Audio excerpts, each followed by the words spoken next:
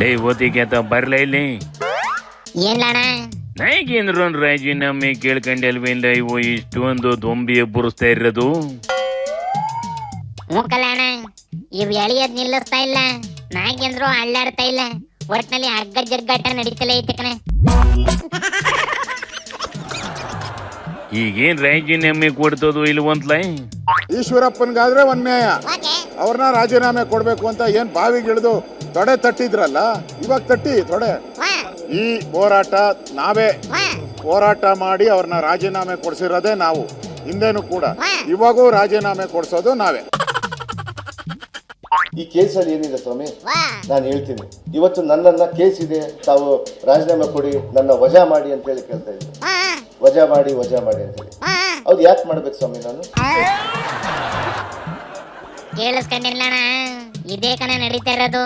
BJP ಒಂದ್ರಲ್ಲೂ success ಆಗ್ಲಿಲ್ಲ, ಇದನ್ನ ಗುರಿ ಮುಡ್ಸೋಣ ಅಂತ ಓಡಾಡ್ತಿದ್ರೆ ಕಾಂಗ್ರೆಸ್ ನಾವು ನಡ್ರಲ್ಲಿ ಕಂಡಿದ್ದೀವಿ ನಿಮ್ಮ ಆಟವ ಅಂತವ ಕೌಂಟ್ರ್ ಮೇಲೆ ಕೌಂಟ್ರ್ ಹೊಡಿತವೆ ಕಣೆ. ಕುಸ್ತಿ ಎಲ್ಲೋ ಶುರುವಾಗಿ ಎಲ್ಗೋ ಹೋಯ್ತೈತಿ. ಎಲ್ಲಿಗೂ ಅಂದ್ರಿ ಎಲ್ಲಿಗೂ ಹೋಯ್ತೈತ್ಲ. ಖರ್ಗೆ ಭಾಷಣ ಮಾಡಿದ್ಕೆ ಗಂಜ ಹಾಕಿದ್ರಿಂದ ಹಿಡಿದು ರಾಹುಲ್ ಗಾಂಧಿಗೆ ಧಿಕ್ಕಾರಕ್ಕೆ ಹೋಗ ಗಂಟ ಹೋಯ್ತೈತಿ ಕಣೆ.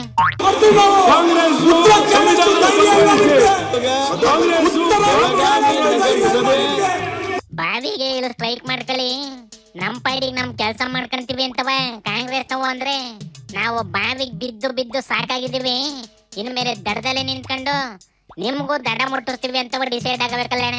ನೀವು ಪ್ರೊಟೆಸ್ಟ್ ಮಾಡಬೇಕು ಅಂದ್ರೆ ಅಲ್ಲಿ ಪಾರ್ಲಿಮೆಂಟ್ ಅಲ್ಲಿ ರಾಹುಲ್ ಗಾಂಧಿ ರಾಹುಲ್ ಗಾಂಧಿ ಅವರು ಯಾವ ರೀತಿ ಪ್ರೊಟೆಸ್ಟ್ ಇಲ್ಲ ಅಂತ ನಮ್ಗೆ ಹೇಳೋರು, ಅವರ ಉತ್ತರ ಕೊಡಕ್ಕೆ ನಾವು ರೆಡಿ ಇದ್ದೀವಿ. ರಾಹುಲ್ ಗಾಂಧಿಗೆ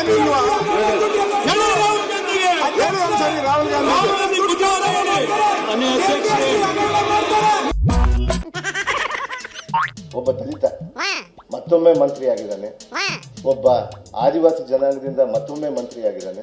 ಇವ್ನಿಗೆ ಹೆಂಗಾದ್ರೂ ಮಾಡಿ ತೆಗಿಬೇಕು, ಇವ್ನಿಗೆ ಹೆಂಗಾದ್ರೂ ಮಾಡಿ ಅಲ್ಲಿಂದ ಇಳಿಸ್ಬೇಕು ಅನ್ನುವಂತ ಹುನ್ನಾರವನ್ನ ಈ ಮನುವಾದಗಳು ಮಾಡ್ತಾ ಇದ್ದಾರೆ. ಇವತ್ತು ಕರಪ್ಷನ್ಗೆ ಜಾತಿನ ಕಟ್ಟೋದು ಬಹಳ ತಪ್ಪು. ಫಸ್ಟು ಜಾತಿನ ದುರುಪಯೋಗ ಮಾಡ್ಕೊಳ್ಳುವಂಥದ್ದನ್ನ ಅವರು ಬಿಡಬೇಕು.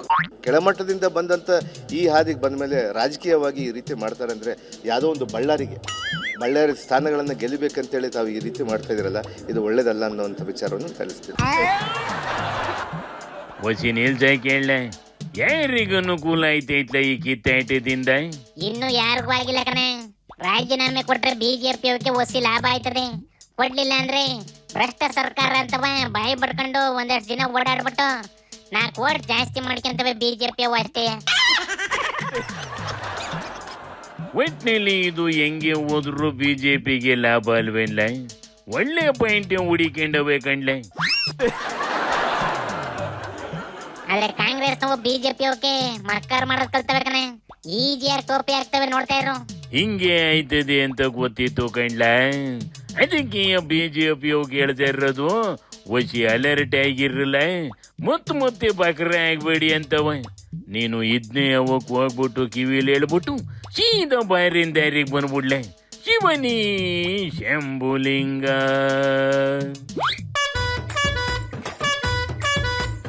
ಕುಯ್ತಾನೆ ಕಣ್ಣು